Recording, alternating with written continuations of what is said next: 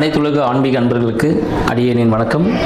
இப்பிரபஞ்சத்திற்கும் தாய் தந்தையருக்கும் என் அருமை குருநாதர்களுக்கும் என் வணக்கத்தை தெரிவித்துக் கொண்டு இன்றைக்கி நிகழ்ச்சியில் போகிறோம். இன்றைக்கி என்ன விஷயம் பார்க்க போகிறோம் அப்படின்னு பார்த்தோன்னா, புரட்டாசி முடிஞ்சிருச்சு. இப்போ அடுத்து பார்த்திங்கன்னா ஐப்பசி மாத பலன்கள். சரிங்களா? ஐப்பசி மாத பலன்கள் எத்தகைய சிறப்பை தரப்போகிறது 12 ராசிக்காரர்களுக்கும். மேஷம், ரிஷபம், மிதுனம், கடகம், சிம்மம், கன்னி, துலாமுக்கு ஒரு சிறப்பு இருக்குது. விருச்சகம், தனுஷு, மகரம், கும்பம், மீனம். இந்த 12 ராசிக்காரர்கள் பார்த்திங்கன்னா 12 ராசிகளில் ஒரு ராசியும் 3 நட்சத்திரம் கொண்டு இருக்கும். சரிங்களா? ஸோ இந்த விஷயங்கள் எல்லாமே இருக்க போது இதில் துலாம் ராசி அப்படின்னு சொல்லுவோம். இந்த துலாம் ராசி ஐப்பசி மாதத்தில் துலாம் ராசிக்கு என்ன விஷயம்? ஏன்னா எடுத்ததுமே நம்ம துலாமில் போயிட்டோம். ஏன்னா ஐப்பசி மாதத்தை துலா மாதம் அப்படின்னு சொல்லுவோம். ஏன்னு பார்த்தீங்கன்னா, கண்ணியில் இருக்க சூரிய பகவான் என்ன பண்ணுறாரு, இந்த மாதத்தில் துலாமில் சஞ்சரிக்க போகிறார். ஸோ துலாம்னு என்னதுங்க? தராசு. துலாமோட சிம்பிள் பார்த்தீங்கன்னா தராசு. அவங்க எடை போடக்கூடியவர்கள், ஒரு நியாயமாக நடந்துக்கக்கூடிய பர்சன் யாருன்னு பார்த்தீங்கன்னா இந்த துலாம் ராசிக்காரர்கள் சொல்லலாம். துலாம் ராசியோட அதிபதி யார் அப்படின்னு பார்த்தீங்கன்னா, துலாம் ராசியின் அதிபதி சுக்கிர பகவான். 1க்கும் 8க்கும், ரிஷபத்துக்கும் அவர் தான். சரிங்களா? துலாமுக்கும் அவர் தான், ரிஷபத்துக்கும் அவர் தான். 1க்கும் 8க்கும் அதிபதி சுக்கிர பகவான். இப்போ சுக்கிர பகவான் எங்கே இருக்கார் அப்படின்னு பார்த்தீங்கன்னா, கன்னியில் இருக்கிறார். சுக்கிர பகவான் கன்னியில் சஞ்சாரம் பண்ணிட்டு இருக்கார். இப்போ என்ன மாதிரி விஷயங்கள் நடக்கும் இந்த துலாம் மாதத்தில் பார்த்தீங்கன்னா வேறு என்னென்ன விஷயம் நடக்குன்னு பார்த்தீங்கன்னா, கந்த சஷ்டி, சூரசம்ஹாரம், ஸோ இந்த நிகழ்ச்சிகள்லாம் இருக்குது. அடுத்து பார்த்தீங்கன்னா தீபாவளி பண்டிகை, ஸோ அந்த விஷயங்களும் வரப்போகுது. ஸோ இந்த மாதிரி ஒரு சிறப்பு மிக்க ஒரு மாதம் என்னென்னு பார்த்தீங்கன்னா இந்த ஐப்பசி மாதம் அடைமழைன்னு சொல்லுவாங்க. ஸோ பருவகாலம் மாற்றம் நிறைய ஏற்பட்டு நிறைய செல்வ செழிப்புகள் கொடுக்கக்கூடிய ஒரு அற்புத மாதமாக இந்த துலா மாதமாக ஐப்பசி நம்ம எல்லாருக்கும் விளங்க போகுது அப்படின்னு தெரிவிச்சுக்கிறேன். சரிங்க, இந்த காலகட்டத்தில் எந்த பகவான் வழிபடலாம், என்ன சிறப்பு? துலாம் மாதம்னாலே சொன்னீங்கன்னா அந்த துலாம் மாதத்திற்குரிய இடம் எது, எந்த கோவில் போகலாம்? பிரசித்தி பெற்ற கோவில்னா ஸ்ரீரங்கம். சரிங்களா? ஸ்ரீரங்கம்னாலே சுக்கிரன் ஸ்தலம் அப்படின்னு சொல்லுவாங்க. சுக்கிரனோட ஆதிக்கம் மிக்க ஒரு ஸ்தலம் எதுனா ஸ்ரீரங்கம் அப்படின்னு சொல்லலாம்.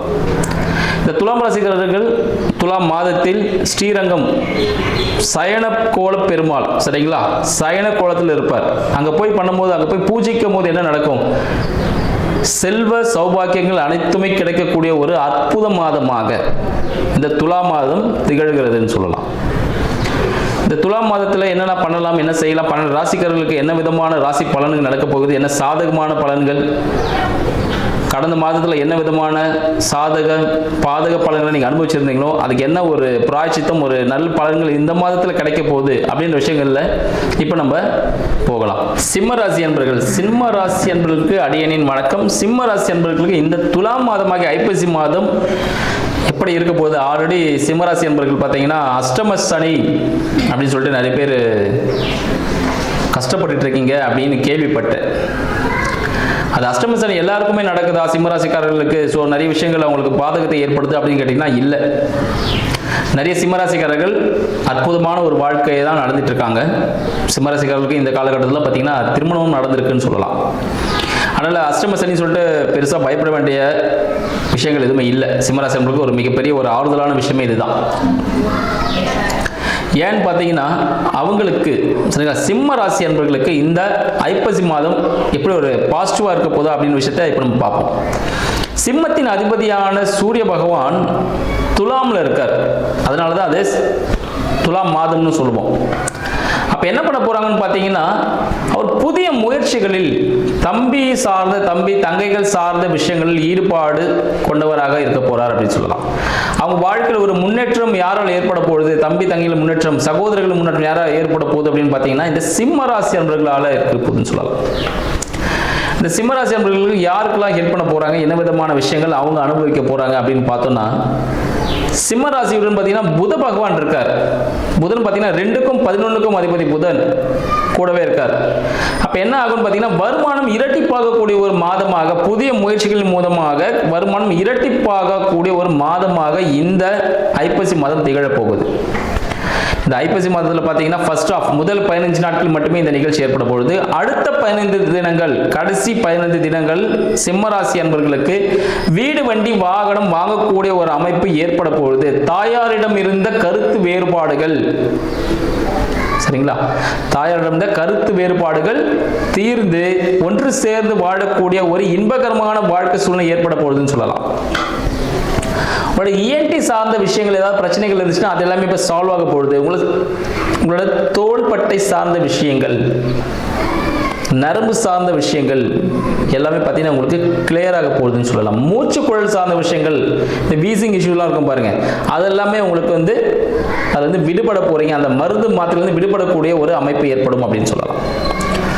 அடுத்து உங்களோட பார்த்தீங்கன்னா சிம்மராசிக்கு 3க்கும் 10க்கும் அதிபதியான சுக்கிர பகவான் 3ஆம் வீட்டிலே வரப்போறார். அப்ப என்ன ஆக போகுது, உங்களோட தொழில் சார்ந்த விஷயங்கள் ஒரு சிறிய அழுத்தம் ஏற்படும். சரிங்களா, தொழில் சார்ந்த விஷயத்தில் நடப்பது சிறிய அழுத்தம் ஏற்படும், சிறிய பிரச்சனைகளை சந்திக்கக்கூடிய ஒரு அமைப்பு, நிறைய ப்ரெஷர் வரும். இதை செய்யுங்க அதை செய்யுங்கன்ட்டு கடுமையான வேலைகள், ஏன்னா அந்த கம்பெனி உங்களை நம்பி தான் இருக்கும் அப்படின்னு சொல்லலாம்.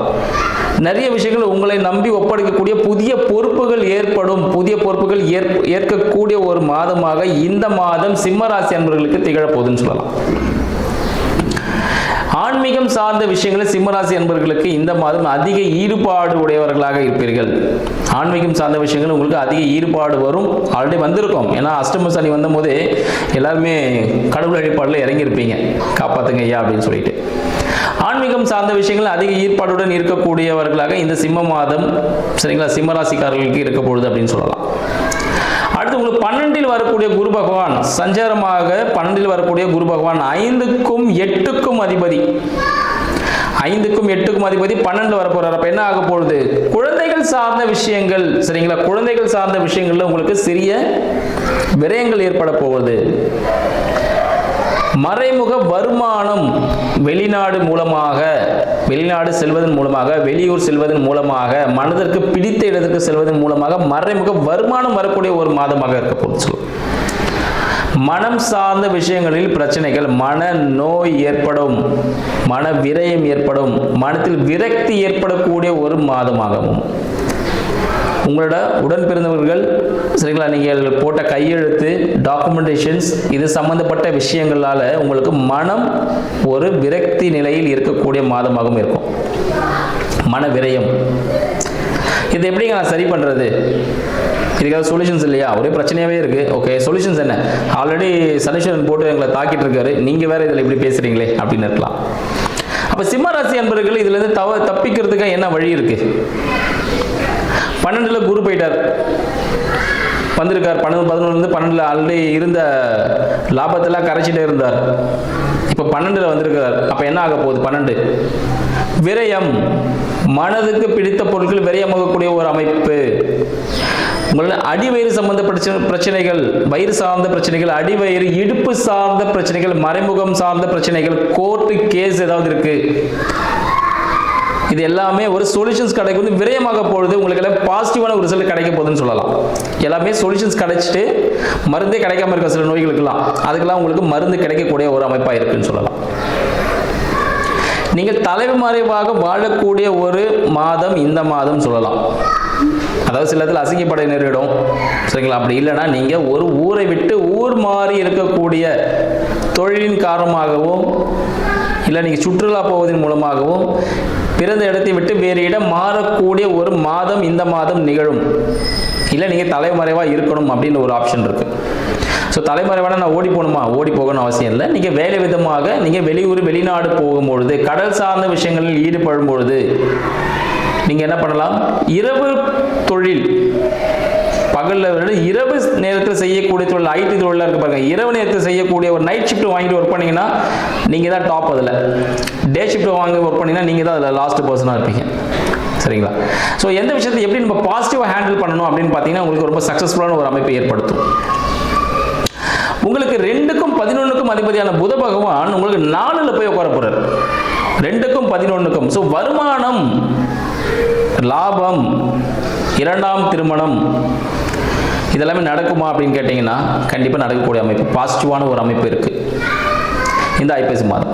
சிம்மராசி அன்பர்களுக்கு திருமணம் எப்படி அமைய போகுது? திருமண வாழ்க்கை நடக்குமா அப்படின்னு நினைக்கிங்க. சிறிய பிரச்சனைகளுடன் கூடிய ஒரு திருமணம் நடைபெறும் அப்படின்னு சொல்லலாம்.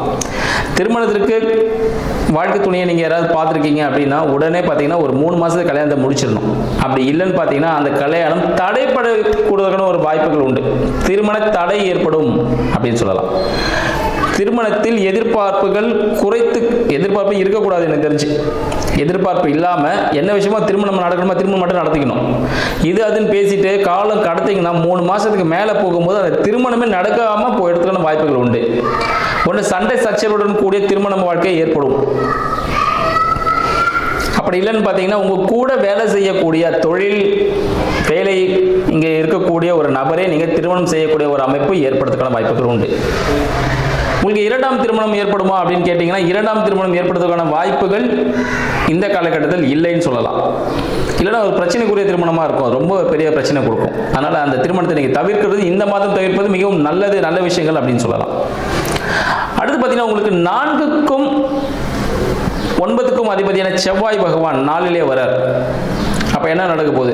ஆன்மீகம் சார்ந்த விஷயங்கள், சரிங்களா? அப்படிலாம் ஆன்மீகம் சார்ந்த பெரியோர்களின் ஆசிகள் கிடைக்கக்கூடிய, சித்தர்கள் ஆசிகள் கிடைக்கக்கூடிய ஒரு மாதமாக உங்களுக்கு தானாகவே சித்தர்கள் வழிபாடு, முருகன் கோவில் பிரசாதம் தானாகவே உங்களை வந்து சேரப்போகுது. இந்த மாதத்தில் இந்த பிரச்சனைகள்லாம் இருக்குது, இதெல்லாம் எப்படி நான் சார்ட் அவுட் பண்ணுறது, எப்படி என் லைஃப்பில் நெக்ஸ்ட் லெவல் மூவ் பண்ணுறது அப்படின்னு பார்த்தீங்கன்னா உங்களோட தொழில் சார்ந்த விஷயத்தில் கூட பாருங்கள். சிம்மராசி அன்பர்களுக்கு தொழில் சார்ந்த விஷயத்தில் தொழில் அதிபதியான சுக்கிர பகவான் எங்கே இருக்காருன்னு பார்த்தீங்கன்னா இந்த சிம்மராசிகளுக்கு துலாம் மாதத்தில் துலாத்திலே வர்றார். அப்போ தொழிலில் கண்டிப்பாக ஒரு பிரச்சனைகள் இருக்குது.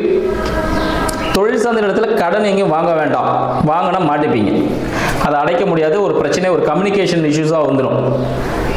நீங்கள் அவங்களுக்கு எதிராக ஒரு விஷயம் கூட செய்ய முடியாது, அவங்க தப்பு பண்ணாலும் நீங்கள் கேட்க முடியாது, அந்த நிலையில் நீங்கள் மாட்டிப்பீங்க. அந்த தொழில் சார்ந்த இடங்களில் கடன் வாங்குவதை அறவே கூடாது அப்படின்னு சொல்லலாம். சரிங்களா? அடுத்தது பார்த்தீங்கன்னா சிம்ம ராசி அன்பர்களுக்கு குழந்தை பாக்கியம் எப்படி இருக்க போகுது? அறுவை சிகிச்சையின் மூலமாக, மருத்துவ உதவியுடன் அறுவை சிகிச்சை மூலமாக சிம்மராசி அன்பர்களுக்கு குழந்தை பாக்கியம் உண்டு. மருத்துவ உதவியுடன் அறுவை சிகிச்சை தான் நடக்கும். சரிங்களா? மருத்துவ உதவியுடன் குழந்தை பாக்கியம் உண்டு சொல்லுங்க. சரி, அப்போ இதற்குமே நாங்கள் ட்ரை பண்ணிட்டு இருக்கோம், எங்களுக்கு குழந்தை செட் ஆகலைன்னா நீங்கள் பார்த்துட்டு இருக்க டாக்டரை விட வேற டாக்டர் மாற்றி பார்க்கணும் அப்படின்னு சொல்லலாம். அந்த டாக்டரோட பேர் சொல்கிறேன் என்ன மாதிரி இருக்கணும்னு சொல்லிட்டு, ராஜா அப்படின்னு இருக்கலாம், குருன்னு இருக்கலாம், சரிங்களா, ராஜேஸ்வரின்னு இருக்கலாம், இது போல இருக்கக்கூடிய பெயரில் இருக்கக்கூடிய பார்வதின்னு இருக்கலாம், இது போல செல்வம், இந்த பேரில் இருக்கக்கூடிய மருத்துவரை அணுகும் பொழுது உங்களின் வாரிசு உருவாவதற்கான வாய்ப்புகள் உண்டு. ஆண்களுக்கு வீரியம் சார்ந்த பிரச்சனைகள் ஏதாவது இருக்கு அப்படின்னா அந்த விஷயங்கள், நரம்பு சார்ந்த பிரச்சனைகள் எதனா இருக்குன்னா அந்த விஷயம் எல்லாமே நம்மளுக்கு சார்ட் அவுட் ஆக போகுது. அது எல்லாமே உங்களுக்கு தீர்வு கிடைக்க போகுது. ஆண்களுக்கு நரம்பு சம்பந்தப்பட்ட பிரச்சனைகள் எதனா இருக்குன்னா அது எல்லாமே வந்து ஒரு தீர்வை நோக்கி போயிட்டு இருக்கு. எல்லாமே சுத்தமாகி ஒரு ஆரோக்கியமான ஒரு வாழ்நிலை ஏற்படக்கூடிய மாதமாக இந்த மாதம் ஐப்பசி மாதம் உங்களுக்கு விளங்க போகுதுன்னு சொல்லலாம். சிம்மராசி அன்பர்களுக்கு வேற ஏதாவது ஒரு நல்ல விஷயம் சொல்ல மாட்டீங்களா அப்படின்னு பார்த்தீங்கன்னா,